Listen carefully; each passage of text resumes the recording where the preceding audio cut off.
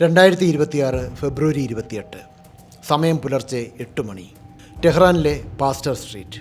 അവിടെയുള്ള 6 നില കെട്ടിടം കാണാൻ വെറുമൊരു സാധാരണ റെസിഡൻഷ്യൽ ബിൽഡിംഗ് പോലെ തോന്നും. മുകളിൽ സോളാർ പാനലുകൾ, സാധാരണ ജനലുകൾ. എന്നാൽ ആ ചുവരുകൾക്കുള്ളിൽ ഇറാൻ്റെ ഭാവി നിശ്ചയിക്കുന്ന ഏറ്റവും വലിയ രഹസ്യങ്ങൾ ഒളിഞ്ഞിരുന്നു. രാവിലെ 8 മണിയോടെ ഇറാൻ്റെ പരമോന്നത നേതാവായ ആയത്തുള്ള അലി ഖമേനി ആ ബിൽഡിങ്ങിലേക്ക് പ്രവേശിച്ചു. കൂടെ ഇറാൻ്റെ സൈനിക നട്ടലായ റവല്യൂഷണറി ഗാർഡ് തലവൻ മേജർ ജനറൽ മുഹമ്മദ് പപ്പൂറും നാഷണൽ സെക്യൂരിറ്റി അഡ്വൈസർ അലി ഷംഖാനിയും ഉണ്ടായിരുന്നു. അവർ കരുതിയത് തങ്ങൾ സുരക്ഷിതരാണെന്നാണ്. എന്നാൽ ഭൂമിയിൽ നിന്നും 2000 കിലോമീറ്റർ ഉയരത്തിൽ ശൂന്യാകാശത്തിൻ്റെ കറുത്ത നിശബ്ദതയിൽ അമേരിക്കൻ സ്പേസ് ഫോഴ്സിൻ്റെ ലോ ഓർബിറ്റ് സാറ്റലൈറ്റുകൾ പേർഷ്യൻ അതിർത്തിക്ക് മുകളിൽ വട്ടമിട്ട് പറക്കുന്നുണ്ടായിരുന്നു. അതൊരു സാധാരണ നിരീക്ഷണമല്ല, മറിച്ച് ശത്രുവിൻ്റെ ശ്വാസം പോലും ഒപ്പിയെടുക്കാൻ ശേഷിയുള്ള ഒരു സിഗ്നൽ ഇൻ്റലിജൻസ് വലയാണ്. ഈ സാറ്റലൈറ്റുകൾ എങ്ങനെയാണ് ഇറാൻ്റെ അതീവ സുരക്ഷിതമായ കമ്മ്യൂണിക്കേഷൻ ഹാക്ക് ചെയ്തത്? ഇറാൻ്റെ സൈനിക താവളങ്ങളിൽ നിന്ന് പുറപ്പെടുന്ന ഓരോ ഇലക്ട്രോണിക് സിഗ്നലും, അതായത് റേഡിയോ തരംഗങ്ങൾ, സാറ്റലൈറ്റ് ഫോൺ സന്ദേശങ്ങൾ, എൻക്രിപ്റ്റ് ചെയ്ത ഡിജിറ്റൽ ഡാറ്റ തുടങ്ങിയവ ഈ സാറ്റലൈറ്റുകൾ തുടർച്ചയായി സ്കാൻ ചെയ്യുന്നു. സാറ്റലൈറ്റുകൾ ശേഖരിക്കുന്ന ഡാറ്റ നിമിഷങ്ങൾക്കുള്ളിൽ ഭൂമിയിലെ അമേരിക്കൻ കമാൻഡ് സെൻറ്ററുകളിലേക്ക് അയക്കുന്നു. അവിടെയുള്ള സൂപ്പർ കമ്പ്യൂട്ടറുകൾ ഇറാൻ്റെ അത്യാധുനികമായ മിലിറ്ററി ഗ്രേഡ് എൻക്രിപ്ഷനുകളെ തകർക്കാൻ ശ്രമിക്കുന്നു. അയത്തുള്ള ഖമനേയിയുടെ പ്രത്യേക കമ്മ്യൂണിക്കേഷൻ ഡിവൈസസിൻ്റെ സിഗ്നേച്ചർ അവർ ഇതിനകം തിരിച്ചറിഞ്ഞിരുന്നു. Time difference of arrival, frequency difference of arrival എന്നീ സാങ്കേതിക വിദ്യകൾ ഉപയോഗിച്ച് ആ സന്ദേശം കൃത്യമായി ഏത് പോയിന്റിൽ നിന്നാണ് പുറപ്പെടുന്നത് എന്ന് സാറ്റലൈറ്റുകൾ കണക്കാക്കുന്നു. പാസ്റ്റർ സ്ട്രീറ്റിലെ ആ 6 നില കെട്ടിടത്തിൻ്റെ ബങ്കറിൻ്റെ 3-ാം നിലയിലുള്ള ഒരു പ്രത്യേക മുറിയിൽ നിന്നാണ് ഖമനേയിയുടെ സിഗ്നൽ വരുന്നത് എന്ന് അവർ ഉറപ്പിച്ചു. ഇറാൻ്റെ ഉന്നത സൈനിക തലവന്മാരും രാഷ്ട്രീയ ഉദ്യോഗസ്ഥരും അവിടെ ഒരു രഹസ്യ ഉച്ചകോടിക്കായി ഒത്തുകൂടുന്നു എന്ന നിർണായക വിവരം അമേരിക്കൻ ഇൻ്റലിജൻസ് ഇസ്രയേലിന് കൈമാറി. CIA-യും മൊസാദും മാസങ്ങളോളം നീണ്ട നിശബ്ദമായ ആസൂത്രണത്തിനൊടുവിലാണ് ഈ ഒരു നിമിഷത്തിൽ എത്തിച്ചേർന്നത്. ഇനി നടക്കാൻ പോകുന്നത് വെറുമൊരു ആക്രമണമല്ല, മറിച്ച് ഒരു ഭരണകൂടത്തിൻ്റെ തലയറക്കുന്ന ഡിക്കാപ്പിറ്റേഷൻ സ്ട്രൈക്കാണ്. പല സ്രോതസ്സുകളിൽ നിന്നും ലഭിച്ച ഓരോ വിവരവും ലാംഗ്ലിയിലെ CIA ആസ്ഥാനത്തും ടെല്ലവീവിലെ മൊസാദ് ആസ്ഥാനത്തും ഒരേ സമയം വിശകലനം ചെയ്യപ്പെട്ടു. ഒരു ആക്രമണത്തിന് മുൻപ് ഡിജിറ്റൽ ലോകത്ത് ഇറാനെ മുട്ടുകുത്തിക്കേണ്ടത് അത്യാവശ്യമായിരുന്നു. CIA-യുടെ അത്യാധുനികമായ ഇലക്ട്രോണിക് വാർഫെയർ വിഭാഗം ഇറാൻ്റെ കമ്മ്യൂണിക്കേഷൻ ശൃംഖലയെ ലക്ഷ്യം വെച്ചു. സ്പേസ് ഫോഴ്സ് സാറ്റലൈറ്റുകൾ വഴി അവർ ഇറാൻ്റെ മിലിറ്ററി ഗ്രേഡ് എൻക്രിപ്ഷനുകൾ തകർത്തു. ഇറാൻ്റെ കമാൻഡ് സെൻറ്ററുകളിലേക്ക് ലക്ഷക്കണക്കിന് സ്പാം കോളുകളും ജംപ് കോളുകളും പ്രവഹിച്ചു. ഒരേ സമയം ആയിരക്കണക്കിന് വ്യാജ സന്ദേശങ്ങൾ ഇറാൻ്റെ കമ്പ്യൂട്ടറുകളിൽ നിറഞ്ഞു. ഇതിനെ ഡിജിറ്റൽ ബൊംബാർഡിംഗ് എന്ന് വിളിക്കാം. ഈ നീക്കം മൂലം ഇറാൻ്റെ സൈനിക തലവന്മാർക്ക് പരസ്പരം ബന്ധപ്പെടാനോ വ്യോമ പ്രതിരോധ സേനയ്ക്ക് നിർദ്ദേശങ്ങൾ നൽകാനോ കഴിയാത്ത സാഹചര്യം രൂപപ്പെട്ടു. നിങ്ങളുടെ ഡാറ്റ സുരക്ഷ എത്രത്തോളം പ്രധാനമാണെന്ന് ലോകത്തിന് കാണിച്ചു കൊടുത്ത നിമിഷമായിരുന്നു അത്.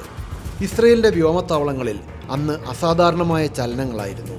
ഏകദേശം 200 F-15 യുദ്ധവിമാനങ്ങൾ ഒരേ സമയം ആകാശത്തേക്ക് കുതിച്ചുയർന്നു. ഇത്രയും വലിയൊരു വിമാന വ്യൂഹം ഒരേ സമയം പറക്കുക എന്നത് സൈനിക ചരിത്രത്തിലെ തന്നെ അപൂർവമായ കാഴ്ചയായിരുന്നു. ഇസ്രയേലിൽ നിന്ന് ഇറാനിലേക്കുള്ള ദൂരം മറികടക്കാൻ അവർ ഫ്ലൈയിങ് ഓയിൽ ടാങ്കറുകൾ ഉപയോഗിച്ചു. ആകാശത്ത് വെച്ച് തന്നെ ഇന്ധനം നിറച്ച് അവർ ലക്ഷ്യസ്ഥാനത്തേക്ക് നീങ്ങി.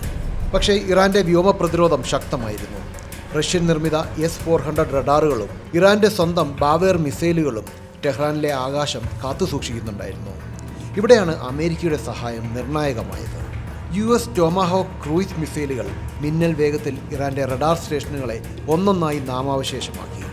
റഡാറുകൾ അന്ധമായതോടെ ഇസ്രയേലി വിമാനങ്ങൾക്ക് ഇറാൻ്റെ ആകാശത്തേക്ക് കടക്കാൻ വഴിതെളിഞ്ഞു. ഇനിയാണ് സാങ്കേതികമായ ഏറ്റവും വലിയ വെല്ലുവിളി. ഭൂമിക്കടിയിൽ ആഴത്തിൽ മറഞ്ഞിരിക്കുന്ന ഒരു ലക്ഷ്യത്തെ എങ്ങനെ തകർക്കും? സാധാരണ ബോംബുകൾ കെട്ടിടത്തിൻ്റെ മുകളിൽ തട്ടി പൊട്ടിത്തെറിക്കും, എന്നാൽ താഴെയുള്ള ബങ്കറുകൾ സുരക്ഷിതമായിരിക്കും. ഇവിടെയാണ് ബങ്കർ ബസ്റ്ററുകൾ അവതരിക്കുന്നത്. ഈ ബോംബുകൾക്ക് 19 അടി നീളമുണ്ട്. വെറുമൊരു ബോംബല്ല ഇത്. ഒരു ആർട്ടിലറി ഗൺ ബാരലിൻ്റെ കരുത്തുള്ള ലോഹക്കുഴലിലാണ് ഇത് നിർമ്മിച്ചിരിക്കുന്നത്. 14.5 ഇഞ്ച് വ്യാസമുള്ള ഈ ബോംബിൻ്റെ മുൻഭാഗത്ത് ലേസർ സെൻസറുകളും നിയന്ത്രിക്കാവുന്ന ചിറകുകളുമുണ്ട്. ഇതിൻ്റെ ഉള്ളിൽ ഏകദേശം 700 പൗണ്ട് ട്രൈറ്റോണൽ സ്ഫോടക വസ്തുക്കളാണ് നിറച്ചിരിക്കുന്നത്. 80% TNT-യും 20% അലൂമിനിയം പൗഡറും ചേർന്ന മിശ്രിതമാണിത്. ഇത് സാധാരണ സ്ഫോടക വസ്തുക്കളേക്കാൾ 20% കൂടുതൽ വിനാശശക്തി നൽകുന്നു. ഈ ബോംബിൻ്റെ ഏറ്റവും വലിയ പ്രത്യേകത ഇതിൻ്റെ ഡിലേഡ് ആക്ഷൻ ഫ്യൂസാണ്. കെട്ടിടത്തിൻ്റെ മുകളിൽ പതിക്കുമ്പോൾ ഇത് പൊട്ടിത്തെറിക്കില്ല. പകരം 6 അടിയോളം കട്ടിയുള്ള റീൻഫോഴ്സ്ഡ് കോൺക്രീറ്റും 100 അടി ആഴത്തിലുള്ള മണ്ണും തുളച്ചു കയറാൻ ഇതിന് സാധിക്കും. ലക്ഷ്യം വെച്ച ഭൂഗർഭ ബങ്കറിൽ എത്തുമ്പോൾ മാത്രം ഉള്ളിലെ സ്ഫോടക വസ്തുക്കൾ പൊട്ടിത്തെറിക്കും. ഇറാന് അന്നൊരു വലിയ തന്ത്രപരമായ പിഴവ് പറ്റി.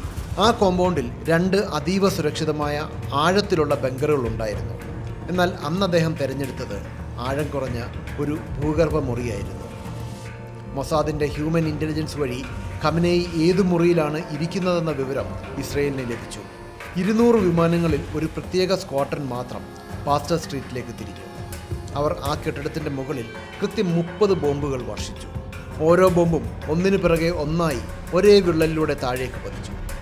6 അടിയല്ല 60 അടി കട്ടിയുള്ള കോൺക്രീറ്റ് ആയാലും തകർന്നു വീഴുന്ന അവസ്ഥ. ഖമനേയിയും അദ്ദേഹത്തിൻ്റെ സൈനിക തലവന്മാരും ഇരുന്നിരുന്ന മുറി ഒരു നിമിഷം കൊണ്ട് ചാരക്കൂമ്പാരമായി മാറി. ഈ സ്ഫോടനത്തിൽ ഇറാൻ്റെ സൈനിക നേതൃത്വം പൂർണ്ണമായും ഇല്ലാതാക്കപ്പെട്ടു. കൊല്ലപ്പെട്ടവരിൽ പ്രധാനികൾ ഇവരാണ്: ആയത്തുള്ള അലി ഖമനേയി, ഇറാൻ്റെ പരമോന്നത നേതാവ്; major general Mohammad Pakpour, Iran revolutionary ഗാർഡിൻ്റെ തലവൻ. ഇറാൻ്റെ വിദേശ സൈനിക നീക്കങ്ങളുടെ സൂത്രധാരനായിരുന്നു ഇദ്ദേഹം. അലി ഷംഖാനി, ഇറാൻ്റെ മുൻ നാഷണൽ സെക്യൂരിറ്റി അഡ്വൈസർ. ഇവർക്ക് പുറമെ ഖമനേയിയുടെ കുടുംബാംഗങ്ങളും സ്ഫോടനത്തിൽ കൊല്ലപ്പെട്ടതായി ഇൻ്റലിജൻസ് റിപ്പോർട്ടുകൾ സൂചിപ്പിക്കുന്നു. ഇറാൻ്റെ കമാൻഡ് ആൻഡ് കൺട്രോൾ സംവിധാനം ഒരൊറ്റ ദിവസം കൊണ്ട് നാമാവശേഷമായി. ആക്രമണം ഒരു ബങ്കറിൽ മാത്രം അവസാനിച്ചില്ല. അമേരിക്കൻ സെൻട്രൽ കമാൻഡിൻ്റെ കണക്കുകൾ പ്രകാരം ഇറാൻ്റെ സൈനിക ശേഷി തകർക്കാൻ 2900 ലക്ഷ്യങ്ങളാണ് ആ ഒരൊറ്റ ദിവസം കൊണ്ട് ആക്രമിക്കപ്പെട്ടത്. ഇറാൻ്റെ മിസൈൽ സൈലോകൾ, വ്യോമത്താവളങ്ങൾ, കമ്മ്യൂണിക്കേഷൻ ടവറുകൾ എന്നിവയെല്ലാം തകർക്കപ്പെട്ടു. ഇസ്രയേൽ ഉപയോഗിച്ച 30 ബോംബുകളിൽ മാർക്ക് 82, ബങ്കർ ബസ്റ്റർ, GBU-39 എന്നിവ ഉൾപ്പെടുന്നു. ഏകദേശം $3 ബില്യൺ ആയുധങ്ങളാണ് ഈ ഒരു മിഷന് വേണ്ടി മാത്രം അമേരിക്ക ഇസ്രയേലിന് നൽകിയത്. സാങ്കേതിക വിദ്യയുടെ കാര്യത്തിൽ ഒരു വൻ സാമ്രാജ്യത്തെ നിമിഷങ്ങൾക്കുള്ളിൽ തകർക്കാമെന്ന് ഈ ഓപ്പറേഷൻ തെളിയിച്ചു. ടെഹ്റാൻ്റെ ആകാശം അന്ന് ചുവന്നിരുന്നത് അസ്തമയ സൂര്യൻ്റെ കിരണങ്ങൾ കൊണ്ടായിരുന്നില്ല, മറിച്ച് പാസ്റ്റർ സ്ട്രീറ്റിലെ ആ കെട്ടിടത്തിൽ നിന്നുയർന്ന അഗ്നിജ്വാലകൾ കൊണ്ടായിരുന്നു.